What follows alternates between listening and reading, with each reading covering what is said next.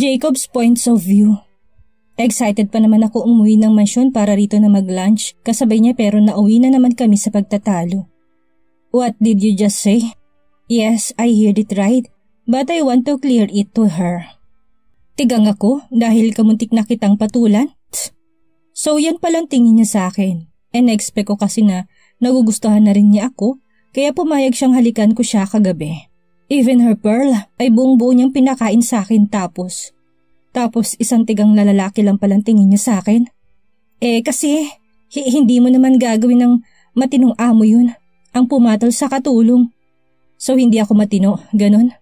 Bakit bandali niyang painitin ang ulo ko? Pero parang tamang-tama nga sinabi ni Charmaine. Baka nga tigang lang ako kaya ganitong nararamdaman ko para sa kanya. Wala po kung sinasabing hindi ka matino. Ikaw lang nag-iisip niyan. The way she talks, it made me pissed me off. Hindi ka rin matinong babae, you take advantage. Sinamantala mong lasing ako sa pagkakaalala ko. Ikaw ang naunang magpakita ng motibo. Nagsalubong ang dalawang kilay ni Charmaine at sa tingin ko'y nag-iisip. Motibo? Dinamayan lang kita dahil umiiyak ka kagabi. Yes, umiiyak nga ako kagabi. Yun ay dahil humihingi ako ng tawad sa aking asawa at anak. Dahil parang nagugustuhan ko ng anak na may kagagawan ng kanilang pagkawala. Pero parang binabawi ko na. Tama, dinamayan mo nga ako pero sinamantala mo ang kahinaan ko bilang lalaki. Inakit mo ko, depensa ko. Bakit ba parang kasalanan ko pa? Hindi ba pwedeng kalimutan na lang natin yung nangyari? Kung tutuusin nga ako yung naagabrayado rito Kinuha mong first kiss ko, tinadtad mo pa ng leeg ko ng... Ngayon ko lang na-gets kung bakit tanghaling tapat nakasuot siya ng jacket. Ito ay dahil sa mga markang iniwan ko doon sa kanyang leeg. Lihim akong napangiti. Kaya pala siya hindi pumasok ay dahil takot siyang makita sa eskwelahan ng mga yun. Bakit? Akala mo ba ikaw lang may ganyan? Niluwagan kong pagkakabuhol ng aking necktie at ipinakita sa kanya na meron din akong iilan. Nakalimutan mo na ba na agad nagigil ka rin sa akin kagabi? At kulang na lang ay magmakaawa ka sa akin na galawin kita. Masyado na atang foul ang aking nasabi dahilan para tumulong mga luha ni Charmaine. Hindi na ito kumibot na natili lang sa pagkakayo ko. This is nonsense. Ang mabuti pa'y aalis na ako. Iniwan ko na siya sa kanyang kwarto habang umiiyak at ako naman ay nawala na ng ganang kumain. Iniwan ko na lamang sa lamesang binili kong lunch na para sana sa aming dalawa dahil akala ko'y nagkakaintindihan na kaming dalawa, ngunit hindi pa pala. Pagkatapos ng pagtatalo namin yun ay mabigat ang aking kalooban na sumakay ng aking sports car. Alam kong nasaktan ko na naman si Charmaine pero hindi ko naman yung sinasadya. Talaga lang siguro na hirap ako intindihin siya at ganun din siya sa akin. Pagdating ko sa opisina ay agad ako nagtungo sa aking pribadong kwarto kung saan dito ko ginagawa ang pagdedesenyo ng alahas. Tuwing may problema kasi ako dito ko nilalabas. Sa pagdedesenyo ng alahas, I decided to make ₱1,000,000 worth of necklace which is made of pure gold with a rectangular shape of diamond. Kakaibang kwintas na ito dahil nag-iiba ang kulay ng diamond kapag nag-iiba ang mood na may suot nito. Be sensitive with her feelings. Yan ang katagang pinaghugutan ko para magawang obrang ito. Itong susunod kong ipapakilala sa buong mundo, the latest design ng luxury K jewelry. And I name it I See Her. Inabot ako ng 4 hours bago ako natapos but I'm sure na worth it ang 4 na oras kong pagpapagod. Samantala, I receive a text message from Benji at inaaya niya akong uminom. Tinanggihan ko siya dahil inakala kong yayayain na naman niya akong kumuha ng babae. Ngunit napapayag niya rin ako na sabihin niyang sa mansyon ko kami iinom. 7 p.m. nandyan na ako sa inyo. Okay, niligpit ko ng aking mga gamit para makauwi ng maaga. Mapulutan kasing tao si Benji kaya kailangan ko pang maghanda ng aming pupulutanin. Palabas na sana ako ng opisina nang harangin ako ni Nicole na aking sekretary. Sir, mukhang may problema ka ata. Malandit na kakaakit niya pagkakasabi. How do you know? Walang gana ko namang tugon. I saw you earlier na pumasok ka sa private room kung saan ka gumagawa ng alahas. At alam ko rin na pumasok ka lang doon tuwing may problema ka. She bit her lips while slowly pushing me to my office. Hayaan mong paligayahan kita ngayon, sir. Mabilis niyang nilakang pinto ng aking opisina at nagsimula ng maghubad. Nicole, paus kong sabi habang nakapikit, I told you that there will. Hindi ko na natapos ang aking sasabihin nang bigla niyang takpan ng aking labi gamit ang kanyang hintuturo. Shh! Ayoko na sanang pagbigyan si Nicole pero mapilit siya at kahinaan yun ng mga lalaking katulad ko. At first, akala ko'y paliligayahin lamang niya muli ang aking pagkalalaki gamit ang kanyang bibig, ngunit nahiwagaan ako sa kanyang ginagawa. What are you doing? Inis kong tanong. Sumasayaw kasi ito sa aking harapan na nakakaakit habang nakikipagtitigan sa akin. She is teasing me. I don't like that idea na marami pang seremonya dahil nagmamadali na akong umuwi, ngunit nang kumandong siya sa akin at doon na ako ginanahan. Alam kong more than the blowjob ang gagawin niya. Ilang sandali pa'y bigla ako nakaramdam ng pagkabitin nang tumigil siya sa paghalik. Why? Tanong ko't muli ko siyang dinukdok sa aking leeg. Napansin siguro ni Nicole na may chikinini ako sa leeg kaya siya napahinto. But I don't care kung ano man ang iniisip niya. Sa ngayon, ang gusto ko lang ay makaraos para hindi matawag na tigang. Muli na naman pumasok sa aking isipan ang aking iyakin na katulong. Kahit na ibang babae ng kasama ko ngayon ay mukha pa rin niyang nai-imagine kung gumagawa sa akin ito. Oh Charmaine, impit na ungol ko habang nasa gitna na ako ng langit nang biglang huminto si Nicole sa kanyang ginagawa. Who Charmaine? Siya bang bagong babae mo? Siya rin bang naglagay sa'yo ng hikis? Sunod-sunod niyang tanong. Hay, eto na naman po kami, sa isip-isip ko. This is why I don't like Nicole, napakaselosa niya. Charmaine is nothing. Go on and proceed. Maotoridad kong utos ngunit na natili lamang siyang nakasimangot. Huwag mo ko umpisahan kung hindi mo tatapusin. Alam mo naman na ayaw ko sa lahat ay ang nabibitin. Mabilis akong tumayo at pinagpatuloy ang kanyang inumpisahan hanggang sa narating kong muli ang rurok. This would be the last, okay? Malamig ko sabi sabay sara ng aking zipper. Iniwan ko na siya doon at nagmamadaling umuwi ng bahay. Nagmamadali pa naman akong umuwi sa mansyon para magluto dahil 7 p.m. daw darating si Benji. Ngunit nasurpresa ako na makitang laro na ito sa kusina na kasama ni Charmaine na nagluluto. Sigurado ka bang masarap yan? Oo naman. Tingnan mo mamaya kapag natikman mo na siguradong hahanap-hanapin mo na. Well sige, titikman ko yan mamaya. Masyado atang busy ang dalawang ito sa paghaharutan kaya hindi nila napansin ang aking presensya. Ahem!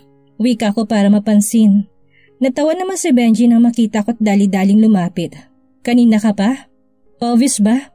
Napatingin tuloy si Charmaine sa amin dahil nagtaas ako ng boses kay Benji at iniisip siguro niyang nagtatalo kami. Tinapik ako ni Benji sa aking balikat sabay-sabing, Brad naman, ang sabi ko sa'yo, isasama mo ko kapag nambababae ka. Malakas at malinaw niyang sabi na tsak na narinig ni Charmaine. Noong unay dininay ko pang may babae ako dahil ayaw ko may makakaalam ng tungkol sa setup namin ni Nicole. Babae ka dyan, sa office ako galing. Pagsisinungaling ko pa, ngunit masyadong matalas ang mata ni Benji para hindi mapansin ang mga bakas ng lipstick na galing kay Nicole at pulang markang ginawa ni Charmaine. Brad naman kanino galing ang lipstick stain sa kwelyo mo? And shit, you have hickeys? Pangasar niya sa akin ngunit ibang tao atang naasar. Sige po Sir Benji, pasok lang po ako sa kwarto ko para naman makapagkwentuhan kayo ng maayos. Paalam ni Charmaine kay Benji at padabog na pumanhik ng hagdan. Ano problema nun? Sa isip-isip ko. Brad, moody pala siya no? Puna ni Benji sa aking katulong. Baka nagsiselos, dagdag niya pa.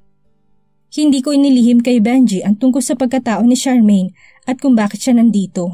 Inamin ko rin sa kanya na may feelings ako para sa aking katulong, ngunit hindi ko lang masabi dahil hindi pa ako sigurado.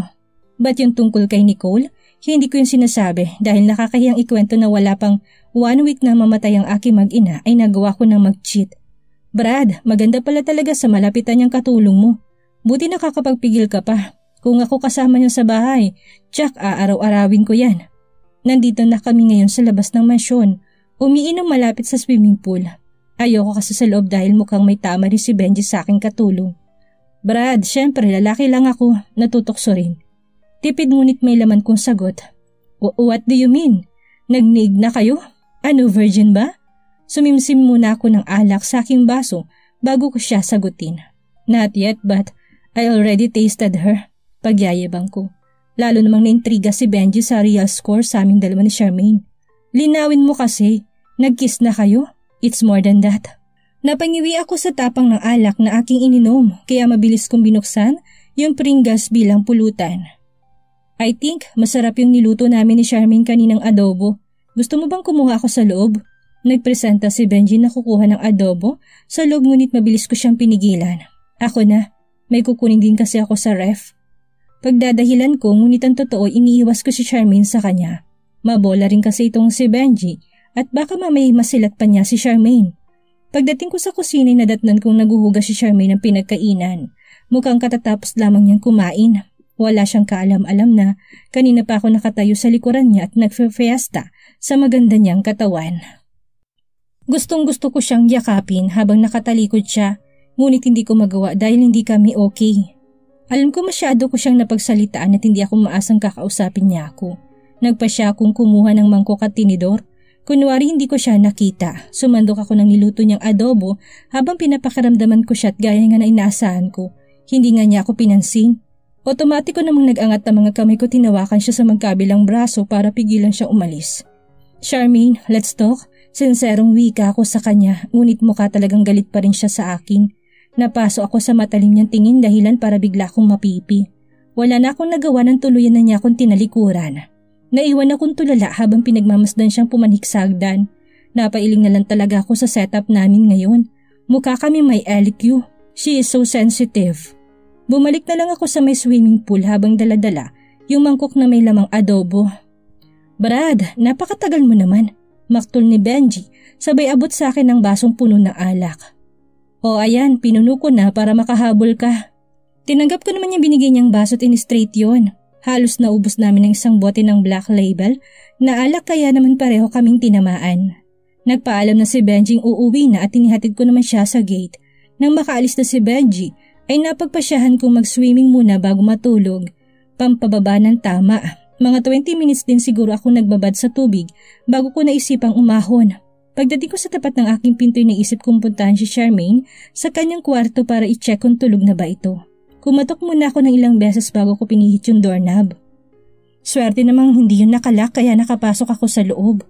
Pinagmasdan kong kanyang maamong muka habang natutulog at hinaplos kong kanyang buhok. Napakabata pa niya at marami pa sana siyang mararating sa buhay kung hindi lang si Mang Carling ang naging magulang niya. 10 minuto rin ako nagtagal sa loob ng kanyang kwarto bago ko naisipang umalis.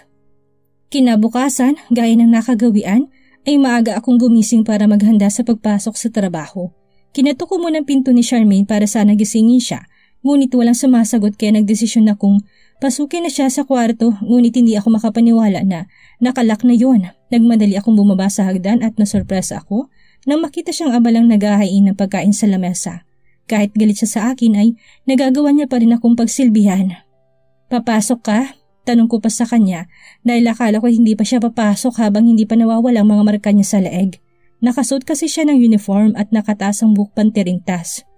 Opo, malamig niyang sagot sa akin habang hindi ako tinitingnan. Akman tatalikod na sana ako nang mahigpit ko siyang hinawakan sa kanyang kamay. Sabayan mo ko ritong kumain, mautoridad kong sabi. Okay na po ako sa kape, busog na po ako doon. No, I said, sabayan mo kong kumain. Kaya walang laman yung utak mo hindi ka kasi nag-aalmusal. Walang preno ko na namang sabi dahilan para masira ko na naman ang araw niya.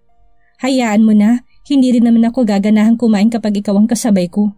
Dali-dali siyang naglakad palabas ng mansyon at iniwan akong hindi makapaniwala sa nangyayari. Bakit pa parang baliktad na ata? Bakit parang ako pa atang may malaking kasalanan sa kanya? Hoy, bumalik ka rito. Binilisan ko ang aking pagkain at sinundan siya sa labas. Shit, nababaliw na ba siya para maglakad? Hinabol ko siya gamit ang kotse at mabilis ko naman siyang naabutan. Panay ang busina ko sa kanya ngunit hindi pa rin siya natitinag kaya naman no choice ako kung hindi babain siya para buhatin at pwersahin siyang ipasok sa loob ng aking kotse. Ano bang problema mo? Malapit na talaga ako mapuno sa kanya. She's acting like a moody girlfriend to me. At ako naman ay parang nanunuyong boyfriend sa kanya. Dapat ba sabihin ko lahat sa'yo? Of course, para aware ako. Pwes, ikaw ang problema ko. Naiirita ako sa'yo. Aba teka, bakit na naman? Basta. Charmaine's point of view. Naiinis ako kay Jacob dahil mas masahol pa pala siya sa inaakala ko. Paano ba naman kasi napakababaero niya? Isa siyang manloloko. Umuwi siya na puro marka ng lipstick ang kanyang kwelyo. Ibig sabihin may kinatagpo siyang babae kanina. Mas maigi pa noon na malupit siya sa akin at least alam kong galit siya. Kesa naman ngayong ipinapakita niyang mabait siya sa akin tapos bigla-biglang mag-iiba siya ng pakikitungo sa akin. Sala sa init, sala sa lamig. Bulong ko bago bumaba ng kanyang sasakyan. Narinig kong tinatawag niya ako ngunit hindi ko na siya nilingon. Dire-diretso lang ako naglakad patungo sa loob ng eskwelahan habang masama talagang loob. Malayo pa lang ako sa aming classroom ay kaagad na ako sinalubong ni Sir Jake ng magandang ngiti. Kinawayan ko naman siya bilang balik. Kamusta? Bakit absent ka kahapon? Wika niya nang makalapit na ako sa kanya. Hindi ko alam kung anong isasagot ko sa kanya kaya mabilis kong inibang usapan. Bakit? Namiss mo ko no? Marahan kong sinikong kanyang tagiliran sabay kindat. Ikaw talaga, syempre namiss kita. Ikaw kayong paborito kong estudyante. Bahagya niya pang ginulong aking buhok pagkaraan ay inayos naman niya ito gamit ng kanyang daliri. Close talaga kami ni Sir at alam yun sa eskwelahan. Ganon din naman siya sa ibang estudyante pero talagang mas special ang pakikitungo niya sa akin. Charmaine! Saway ng tao sa aming likuran. Napatigil naman kami ni Sir Jake sa paglalakad para tingnan kung sino yon at nanigas na lang ako sa aking kinatatayuan nang makita si Jacob. Madilim ang aura niya at mukhang galit. Nagtaka naman si Sir Jake kung bakit ganun na lang ito makatingin sa akin. Magkakilala kayo? Hindi ko alam kung anong sasabihin ko sa aking teacher kaya naisip kong itangging kakilala ko si Jacob. Total yun naman ang bilin niya sa akin noon na umarte akong hindi kami magkakilala. Hindi ko siya kilala. Diretsahan kong sagot sa akin teacher bagay na lalong kinagalit ni Jacob. Okay, hindi nga. Oo, hindi nga kami magkakilala. Sigaw pa niya kaya pinagtinginan kami ng mga estudyanteng dumadaan. Pinanood ko na lamang siya habang papalabas ng gate at ako naman ay hinila na ni Sir Jake sa loob ng classroom na naguguluhan. Samantala, tumayo ang aming teacher sa harapan at nagsimula na magturo. Tahimik lang ako nakikinig dito ngunit ang isip ko'y lumilipad. Bakit kaya siya pumasok sa loob ng school? Sa isip-isip ko. Tiyak kung na-late yun sa trabaho niya. Sa bagay, siya naman ang boss. Hanggang sa hindi ko na namalayang tapos na palang magturo si Sir Jake. Tuloy wala naman akong natutunan. Students, malapit na magtapos ang ating school year at isa-isang araw ay yung test nyo't pasahan ng portfolio. Inaasahan kong lahat kayo papasa at makakatuntong ng college. Congratulations! Yan na lamang ang napakinggan ko sa mga sinabi ni Sir Jake kaya naman kinakabahan talaga ako sa darating na test. Isa-isa nang nagsiuwian ang aking mga kaklase at ako naman ay papalabas na rin ng aming school nang mapagtanto kong wala pala akong pamasahe pa uwi. Naku patay, tsak na hindi niya ako susunduin. Malamang sa malamang ay galit sa akin yun. Kaya niya siguro ako sinundan kanina kasi bibigyan niya ako ng pamasahe. Late na nang ma-realize ko yun kasi naman ang tanga-tanga ko. Ilang sandali pa may pulang kotse sa aking harapan, si Sir Jake. Hatid na kita, alok niya. Ano pa nga bang gagawin ko kung hindi ang sumakay? Wala no choice ako. Saka ko na lang siya suklian kapag may trabaho na ako. Pagkasakay ko sa kotse kaagad kong nilabas ang aking cellphone para sana i-check kung may messages ba at nang itay ngunit nang makita kong walay agad ko yung pinamulsa. May cellphone ka na? Batin ni Sir sa aking cellphone. Oo po, pag-amin ko. Si Jacob lang kasi ang bawal makaalam na may cellphone na ako kaya muli ko inilabas ang aking cellphone at pinakita yun kay Sir Jake. Wow naman, saan galing yan? Kay Itay po. Pagyayabang ko sabay punta sa camera nito upang testingin. Selfie tayo sir, remembrance. Nagulat ako nang akbayan niya ako tinalapit ang mukha niya sa akin. As in super duper close namin sa isa't isa at aakalain mong may relasyon kaming dalawa. Napangiti na lang ako nang tingnan kong aming picture.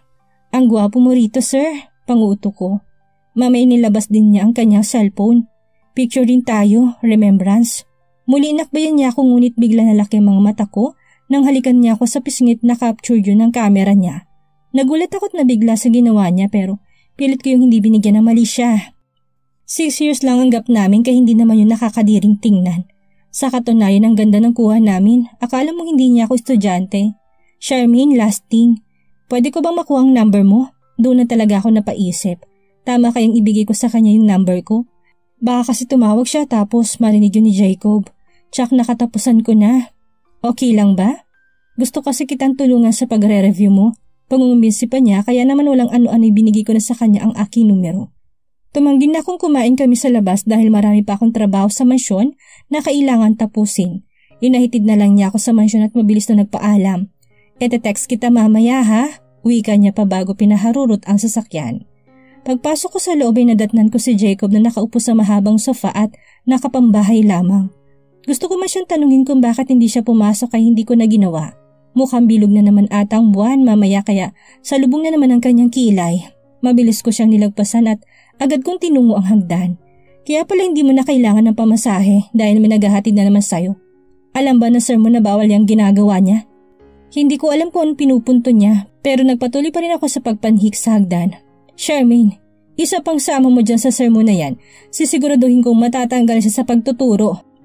Mabagsik at matigas niyang pagkakasabi. Nabahala naman ako sa kanyang pagbabanta kaya bumaba ako sa hagdan para lapitan siya at magpaliwanag. Wala po kaming ginagawang masama ni Sir Jake. Nagmamalasakit lang yung tao. Huwag mo naman sana siyang pag-isipan ng masama. Mangiyak-ngiyak kong paliwanag. Ngunit sadyang makitid talaga siyang mag-isip. Siguro kasi mahina talaga yung ulo mo para hindi mo magets na sinasamantala lang niyang pagiging slow mo. See? Hinuhuli niyang loob mo tapos ano? Kung makapag-sermon siya sa akin nakala mo kung sino siyang perpekto. Para sabihin ko po sa inyo, mabait si Sir Jake at kung may nanamantala dito, ako yun. Palagi niya nila akong tinutulungan sa lahat ng bagay na walang hinihinging kapalit. Kung may love man ako sa kanya, problema ko na yun. Oo, what did you say? Wika niya habang nakapamewang. Piko na nga ako sa kanya, ini-Ingles niya pa ako. Bagay na lalong kinagalit ko. Nothing. Tanging Ingles na nasagot ko sabay walk out. Jacob's point of view. Hindi na ako nakapasok sa trabaho dahil nawalan na ako ng gana. Masama talagang kutob ko sa Sir Jake na yan. He's taking advantage to Charmaine. Masama rin ang loob ko kay Charmaine matapos niya akong ikahiya at itanggi kanina sa harapan ng guro niya. Gusto ko lang namang iabot ang baon niya dahil nakalimutan niyang hingin nito pero ang ending ay napahiya pa ako. Ang hindi ko lang maintindihan ay kahit galit at masamang loob ko sa kanya ay nagmadali pa rin ako para sunduin siya. Ngunit mas lalo lang uminit ang ulo ko nang makita siyang sumakay sa pulang kotse. Alam ko kung kanino yun at mababaliw na ata ako sa kakaisip kung ano ba talagang namamagitan sa kanila ng teacher niya. Sa inis ko'y bumalik na lamang ako ng mansyon para magpahinga. Sobrang lambot ng sofa ang kinaupuan ko ngayon pero hindi pa rin mapakali ang puwet ko. Nakapagluto na kasi ako at lahat ngunit wala pa rin si Charmaine. Panay ang tingin ko sa monitor ng CCTV para tingnan kung nasa labas na siya at laking tuwa ko nang makitang huminto ang pulang kotse. Inayos ko muna ang aking buhok at seryosong naupo sa sofa habang hinihintay siyang pumasok. Inaasahan kong hihingi siya ng pasensya sa kanyang ginawa ngunit dire-diretso lang siyang naglakad patungong hagdan. Siyempre, hindi ako pumayag ng ganun lang. Nagalit ako sa kanya't nasigawan ko siya. Nagtalo kamit ang ending, siya pa yung galit. Wala na akong nagawa ng padabog niyang isarang pintuan ng kwarto niya. I can't believe what's happening. I cursed under my breath. Like what the heck? Bakit ako nagkakaganito? Para na ako masisiraan ng ulo. Gusto ko siya na parang ayaw ko rin. Ewan. Para tuloy akong lalagnatin. Ilang oras din siyang nagkulong sa kwarto niya bago lumabas. It's 2 p.m. already and she didn't eat her lunch.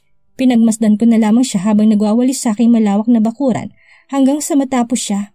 Like, naubos yung oras ko maghapon nakatingin lamang sa kanya. Ganito ba talaga kapag gusto mo yung isang tao? Nag-aalala na ako sa kanya kaya niloko na yung pride ko at ako na yung naunang bumate. Charmaine, that's enough. Pumasok ka na sa loob at mukhang uulan. Mahinahong sabi ko sa kanya, sabay agaw ng hawak niyang dustpan at walis. Okay lang po, tatapusin ko na muna to. Kayo po ang pumasok sa loob at baka mahamugan pa kayo. Magalang na sabi niya ngunit ibang dating no sa akin, iniwasan niya ako. Sunod niyang hinawakan ng hose ng tubig at nagdilig ng halaman. Hindi niya ako tinitingnan at mukhang malaking inis niya sa akin kaya naman nagpapansin ako. Inago ko sa kanyang hawak niyang hose, dahilan para mabasa ko siya ng tubig. Hala, kasi naman iritang sabi niya. Bagay na ikinatawa ko naman, inagaw niya sa akin yung hose para gumanti. Binasa niya rin ako ng tubig at tuwang-tuwa siya habang nakikita kong umiilag. Yan, sige, akala mo ha, babasain talaga kita. Tama na, ang ginaw. Saway ko ngunit, nagpatuloy pa rin siya, para kaming batang naglalaro ng tubig sabayan pa ng malakas na pagbuhos na ulan. Umuulan na. Nagtatatakbo siya para pumasok sa loob at mabilis ko naman siyang sinundan. Pareho kaming basang-basa habang naghahabulan sa gitna ng ulanan. Humanda ka sa akin kapag nahuli kita. Talaga? Sige, kung maabutan mo ko. Hindi namin nalintan ang lakas ng buhos ng ulan dahil masaya kaming naghahabulan. Lalo na kung saya-saya ko ngayon dahil okay na kami. Sa ngayon ay kailangan ko siyang maabutan. I got you. Mabilis ko siyang niyakap nang maabutan ko siya. Mahigpit. Sobrang higpit na ginawa kong pagyakap sa kanya na tila ayaw ko na siyang pakawalan. Uy, pumasok na tayo sa loob. Wika niya habang natatawa. Alam kong gusto niya lang napakawalan ko siya kaya nag-aaya na siya sa loob. Ayoko nga, mag-sorry ka muna sa akin. Ano? Bakit ako magsasorry sa'yo? Wala nga kaming ginawang masama ni Sir Jake. Really? Parang lumundag ang puso ko sa narinig. I thought you love him. Ayan ka na naman nag-i-English ka na naman. Ang sabi ko, akala ko gusto mo yung sir mo. Pag-uulit ko habang nakayaka pa rin sa kanya. Wala akong gusto dun no. Saka kung may gusto man ako kay sir, wala ka na ron. Ikaw nga napakababaero mo. Pinakialaman ba kita? Wait, posible kayo nagsaselo siya nung nakita niyang may marka ng lipstick ako sa kwelyo ng damit ko? O bakit napunta naman tayo sa mga babae ko? Don't tell me nagsaselos ka. Bakit naman ako magsaselos? Gusto ba kita? I don't know pero ako gusto kita. Pagtatapat ko ngunit hindi niya yun sineryoso. Tama na sir, pumasok na tayo. Kung ano-ano yung sinasabi mo. Pilit siyang kumakawala sa akin at mukhang hindi naniniwala. Pinihit ko siya para sa akin at mabilis ko siyang hinalikan. Sa akin siya natutong humalik at sa akin niya naramdaman kung paano mabitin. Huminto ako sa paghalik sa kanya dahilan para mabitin siya. Now tell me, kung gusto mong ituloy ko yung paghalik sa'yo. Kasi kapag umuo ka, it means na gusto mo rin ako. Hindi ko alam ganun ba yon? She is so innocent. Mukhang lahat ay kailangan ko pang ituro sa kanya. Yes, ganun yun. Dapat hindi ko na natapos ang aking sasabihin nang siya na mismong naunang humalik sa akin. Ang saya-saya ko ngayon dahil umamin na siya sa akin na gusto niya rin ako. Our feelings is mutual. Ngayon pag-aari ko na siya at kami ng dalawa. Binuhat ko siya sa loob para doon namin ituloy sa loob ng aking kwarto ang aming ginagawa. Kapwa kami basang-basa na pumasok sa loob ng aking kwarto at mabilis kong nilak ang pinto. Muli nalikan ko siya habang unti-unting hinuhubad ang kanyang mga damit. Tagumpay ko siyang nahubaran ng hindi napuputol ang aming halikan. Kung paano ko nagawa yun ang hindi ko alam. From now on, akin ka na. Wika ko. Ha? Anong ibig mo sabihin? Tayo na, girlfriend na kita at boyfriend mo na ako. Paliwanag ko habang hinuhuli muli ang kanyang malalambot na labi. Bakit parang ang bilis? Seryoso ka ba? Nagalangan niyang sabi. Ayaw mo ba? Diretsahan tanong ko sa kanya, sabay haplos ng kanyang mahabang buhok. Akala ko ba gusto mo rin ako? Sandali siya nag-isip. Tama nga siya, masyado ako mabilis. Oo, gusto kita kaso natatakot ako masaktan. Babaero ka pa naman. Napahilamos na lang ako sa kanyang sinabi. Yun lang palang inaalala niya. Hindi na ako mambababae. Ikaw lang, pangako. Sana sapat na mga sinabi ko para maniwala siya sa akin. Sige, payag na ako, tayo na. Labis ang saya sa puso ko dahil at last kami na. Bagamat komplikado ang naging simula namin noon, ay pipilitin kong baguhin ang sa amin ngayon. I don't care now who's her father. I don't mind anymore what Mang Carling's did. Ang importante sa akin ngayon ay si Charmaine. Hindi ako papayag na kunin siya sa akin ni Mang Carling over my dead body. Magkakamatayin muna kami bago niya mabawi si Charmaine. Anong mangyayari ngayong kasintahan na ni Jacob si Charmaine? Ipaalam kaya ni Charmaine kay Jacob ang tungkol sa pag-contact sa kanya ni Mang Carling? At si Sir Jake, maninis kayang intensyon niya kay Charmaine? Yan ang ating aalamin sa susunod nating kabanata.